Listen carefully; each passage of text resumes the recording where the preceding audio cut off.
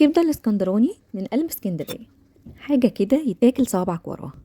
وبالمناسبة عشان بشوف كذا طريقة ليها على السوشيال ميديا، مبدئيا كده يا جماعة الكبدة الاسكندراني مش بيتحط عليها بصل، وده اللي هيخلينا نعملها مع بعض النهاردة.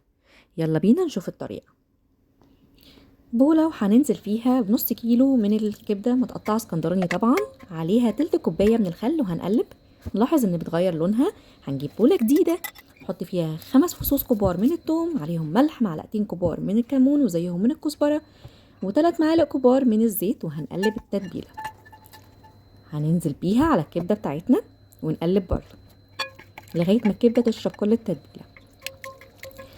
طاسة على النار بيكون فيها نص كوباية من الزيت السخن جدا، ولازم نسمع الصوت ده.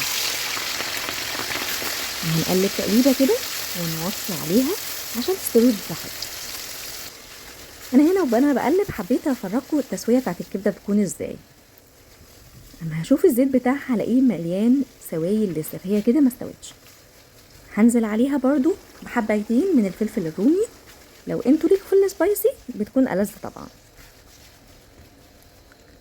مش هسيبها كتير عشان الفلفل يخرفش مع الكبده.